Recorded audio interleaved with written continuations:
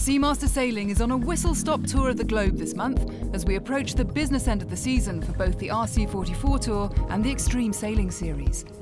We're looking back at events in Cascais, Portugal and Nice, France, before moving to Southampton, UK for the historic launch of the first ever one-design Volvo Ocean raceboat. Next, it's the windsurfing mecca of Sylt in Germany for the PWA Super Grand Slam. But first, San Francisco and the spectacle of the summer, the 34th America's Cup.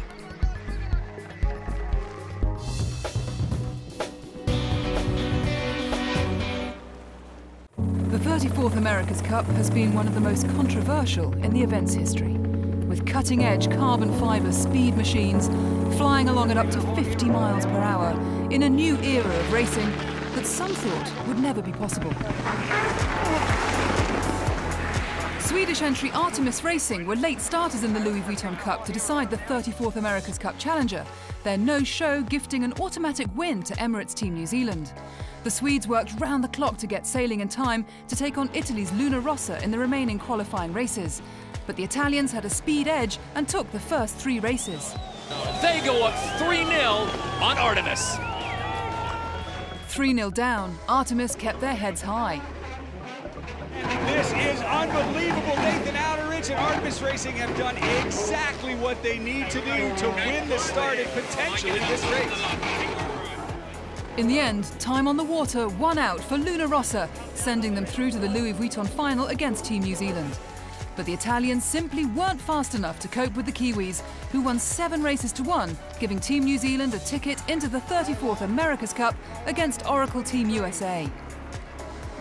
And for the 3rd time, the Kiwis are taking home the Louis Vuitton Cup. But the magic of the America's Cup is the first moment defender and challenger meet. Who would be faster? The watching world held its breath. 2 teams based thousands of miles apart, designing boats over 4 years of development, and just fractions separated them on their debut race.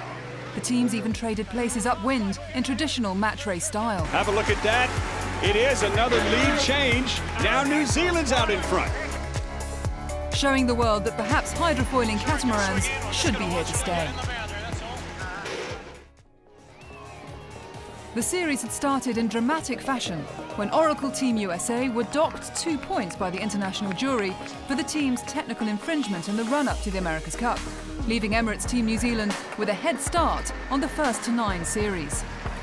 Form continued to favour the Kiwis as they scooped up 4 out of 5 wins in the opening races. The drama then ramped up on the 6th race, with Team USA making the controversial decision to swap out their tactician, San Fran local John Cascais, for Great Britain's Sir Ben Ainslie.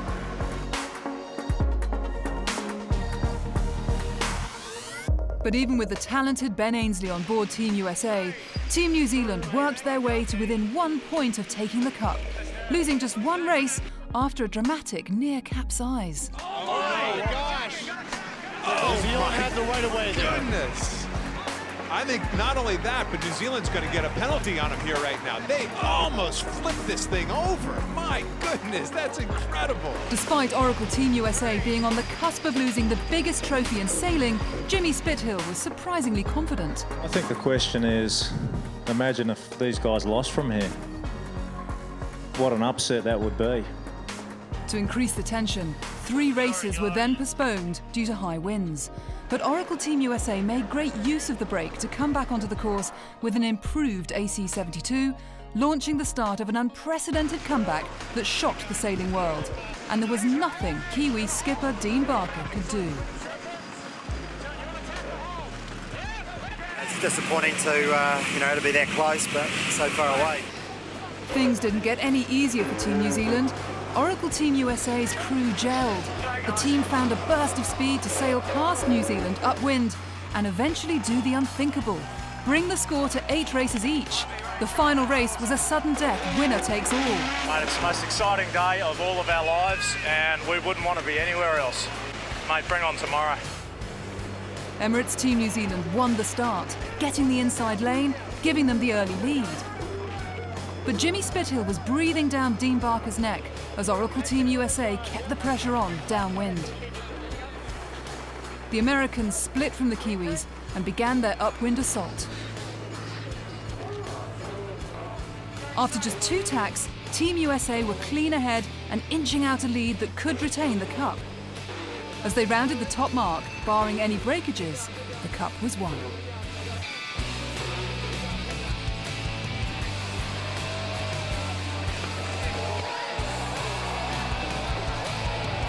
To come back, I mean, the greatest comeback in sports history. It says a lot about a team, a lot about the character, the heart and the fight they've got inside them.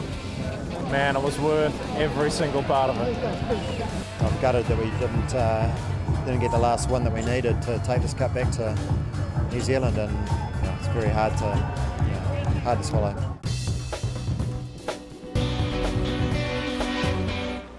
The 34th America's Cup was talked about as the most impressive sailing spectacle of all time. But life doesn't stop for professional sailors, and several crew members were straight onto planes and into the highly competitive RC44 class.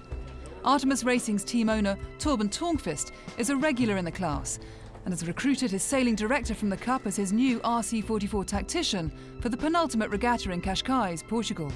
I'm looking forward to leading Artemis into the next one. We've got a fantastic owner who's very supportive of us, of sailing, and has a real passion for winning.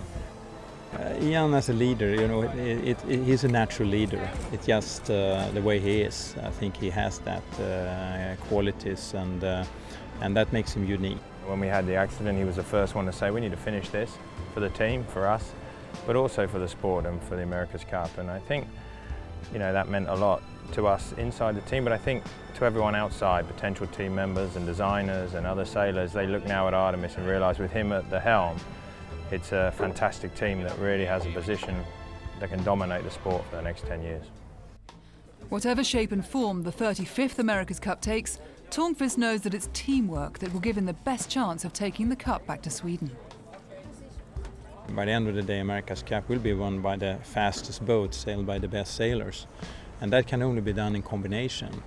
The sailors has to have an input on how to sail the boat. So I think that this interaction between design and sailorship will be extremely important when we go forward. Yeah, I think we're very well placed. You know, we've got a very good, strong core with Nathan and myself and a few others. And, we're putting quietly together a strong team that I just think is really, really well placed. Back to reality for me here in the RC44 event in Cascais. I'm acting as a tactician on board for Torbjörn, which is lovely to sail with him in a race course for the first time. They've been doing Olympics or America's Cups for a long time, and this racing's a bit different. You're fighting for the scraps, it's very close. It's going to be something that I'm going to learn on the hoop, I think. The tactician's role is vital, as the tactician is responsible for exactly where the boat should be at all times in the race. It's a tough job, especially when you're brand new to a team. We're on board for the start of Ian Percy's first fleet race. Good here, good angle, hold that angle. Hold, and then slow boat, then head up, and slow with the sails a bit here. Hold that angle, don't come up. Getting a good start is just one of the tactician's responsibilities. Calling the shots and getting out of mid-fleet is sometimes even more important. Heel tack on us, we do one more out. At least we're not exposed then, you know what I mean? Staying away from collisions is also on the job list for Ian. Let's go! Thanks, mate! The first day didn't go to plan for Artemis, leaving them in the mid-table. Tour leading crew Team Aqua fared better, finishing on a 2-3-1 scoreline to take the overnight lead. This wasn't good news for close rivals Katusha, who need to beat Aqua. Yeah, in this event we need to have a great event, basically. We have a top 3, top 2 would be better, and then we can go into the last event pretty close to them and hopefully beat them. Despite the clash at the top of the table, 2 other teams battled hard at this event, with both Synergy and Peninsula Petroleum finding form. Synergy led from start to finish on the first race of day 2, with Peninsula Petroleum gliding past with pure upwind speed to sail to victory in the second race of the day. Yeah, we are very, very happy. I think that we did a big improvement during these days about our speed. The results are coming. We wanted to learn more and more tomorrow. Katusha won the last race of day 2, putting them between Peninsula and Synergy in the standings.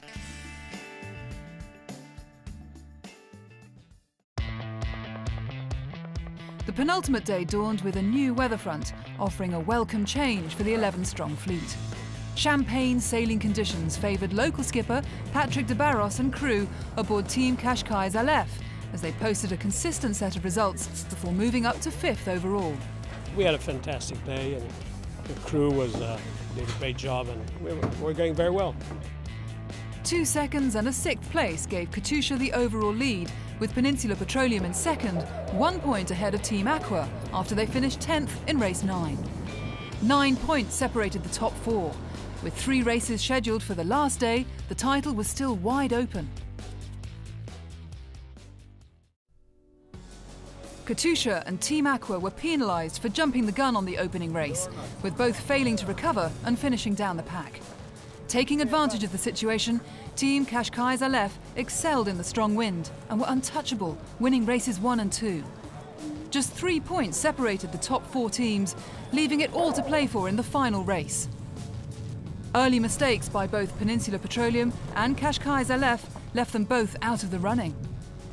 Making the most of their opportunities, Synergy secured their first regatta win of the year after rounding the top mark first and flying downwind.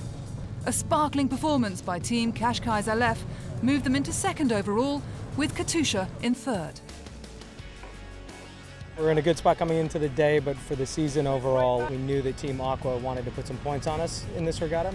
And the way the season points work, they don't have to count this regatta. They've had 3 good ones already, and we really needed a good one.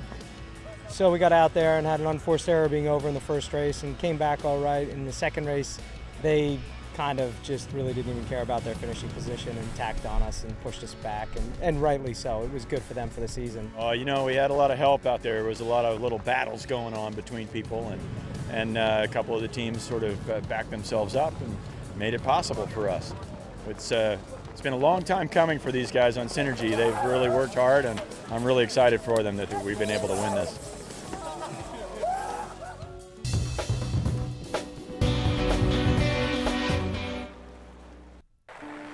With an event still to come, the Extreme Sailing Series is drawing to a competitive close. The 8 Extreme 40 teams arrived in Nice, France, well aware that the points here would be crucial ahead of November's double-point finale in Florianopolis, Brazil. Yeah, we're back in Nice, and it very much looked a bit like last year, where we're going to see a very strong breeze, big waves, so it's going to be really challenging here.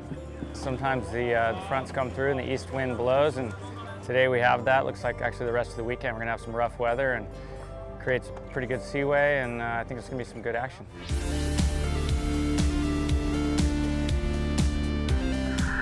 Wildcard entry, All for One, helmed by Jean-Christophe Mourniac, relished the challenging sailing conditions on day 1 and showed he'd lost none of his prowess as he returned to the series with a handful of top 3 results. Jerome Clerc's real team battled hard to take 3rd, and China Spirit recovered well after narrowly avoiding a pitch pole to close the day out at 4th. The battle for supremacy raged on at the top of the table, with the Wave Muscat topping the fleet, Alinghi hard on their heels in 2nd. With the final podium spot still up for grabs, Red Bull Sailing Team and SAP Extreme continued in their own private battle. We're in a tough fight with Red Bull for that overall podium finish, and they are sailing really well. I definitely think that we're getting very close to them. Unfortunately, we didn't get the best start yesterday in the strong breeze. We had a damage to the boat, which forced us to pull out for some races and get the boat repaired. But we'll keep fighting and see how we can finish in Nice. 3rd now overall, just 2 points ahead of SAP. But you always have to be aware. I mean, they're catching up quite quick. They had some good races this year already, and yeah, we are ready for the fight. Day 2, and the conditions were still tough. The Wave Muscat extended their lead away from Alinghi, finishing every race inside the top 3. With Alinghi performing at every event, we know that they're not going to slip back in this one, so we're going to be watching out for them. SAP suffered a major disappointment when a spectacular nosedive forced them into making running repairs, leaving Red Bull Sailing with a clear run into 3rd place. Real Team joining the hunt for 4th.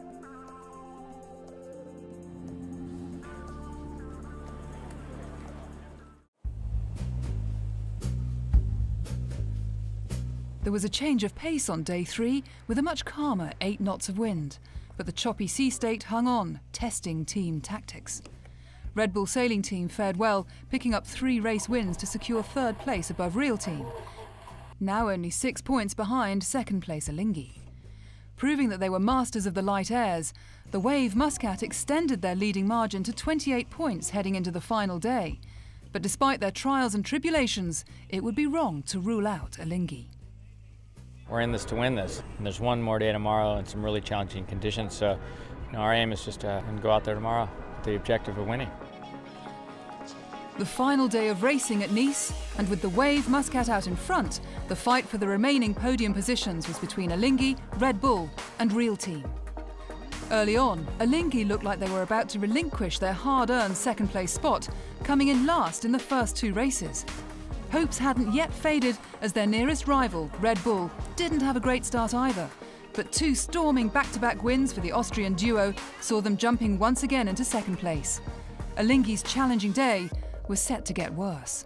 We had our eye on trying to get Alinghi down to 4th to give ourselves a bit of a buffer in Brazil, and Morgan's very experienced in these kind of departments, and he had some good exit plans when we tried to engage them in the last 2 races. Got very exciting, and it's all close going into Brazil still, and it's so it's game on still.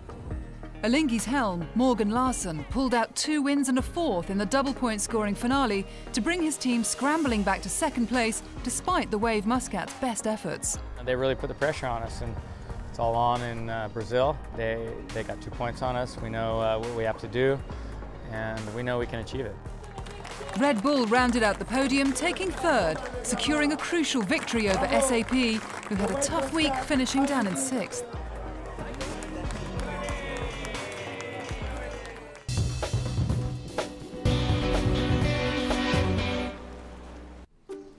With the next edition of the Volvo Ocean race under a year away, the all-female crew of Team SCA were first into the new game, having hand-picked the core of their crew in a rigorous selection series at Team HQ in Lanzarote last March. British pairs Sam Davies and Annie Lush, Australians Sophie Chisek and Liz Wardley, along with Carolyn Brewer of the Netherlands, became the first 5 members selected for the next edition of the race. They were quickly followed by Australian Stacey Jackson and Briton Abby Erlo. This talented bunch of sailors bring with them a wide range of experience, stretching from single-handed offshore sailing to the Olympics and match racing. All proved their skills and their determination while sailing on board the team's training boat from the previous edition.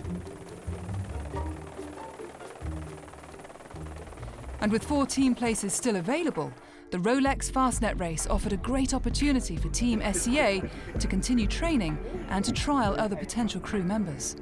This is the 2nd time I'll be doing the Fastnet race, but yeah, I guess last time was one of my first ever offshore experiences, and it was just to get the experience, and it's quite different this time. We've been training hard as a team. This isn't our sort of end goal, it's the Volvo Ocean race, but it is a step on the way, and sort of my hometown. Lots of people are coming out to watch us today. I've told them all that they have to wear magenta, and yeah, I want us to be proud of our team and show everyone what we've been working on and what we can do. Team SCA beat Volvo Ocean race rivals Abu Dhabi, a sign that the team is coming together. But with the launch of the new one-design Volvo Ocean 65, the next step is to learn to sail a brand new boat. For this Volvo Ocean race, all boats are identical and built by Volvo. The aim?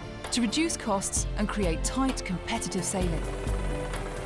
In early October, Team SCA were the first team to rig and sail their new Volvo 65. A landmark moment in a new era for the race.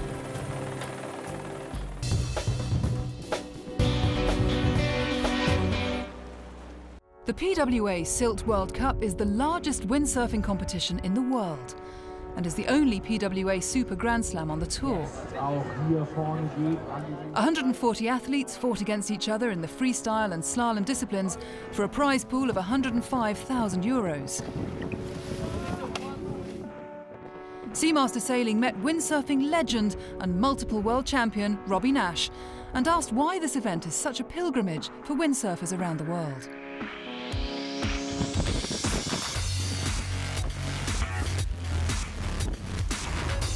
Well, Sylt has always been really the showcase event on the World Tour. It's always been, if not one of the biggest event. And if you win in Sylt, it really helps your career. because there's so much publicity, so much press, media, spectators, that we don't really get at most of the other windsurfing events around the world anymore. Any one of the historical names, this was a key event to do well in. You know, it's amazing what these guys can do, the most incredible aerial moves. I don't even know the name of the moves anymore, but the power that they can make and the speed that they can make off nothing is incredible. In the freestyle competition, Dutch entry Kiri Throde rose back from 4th place. He impressed the judges with a score of 56.6 out of a possible 60 to claim his maiden PWA Freestyle World title.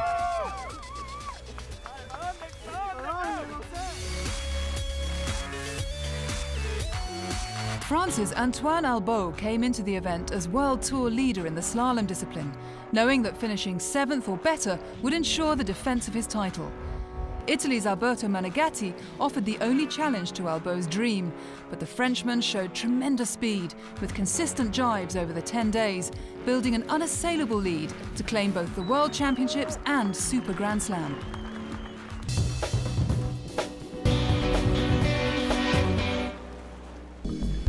Coming up next month, it's a Sail Arabia the Tour special.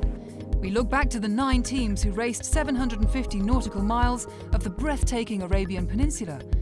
And in Hamilton, Bermuda, we follow all the action at the World Match Race Tour's Argo Gold Cup.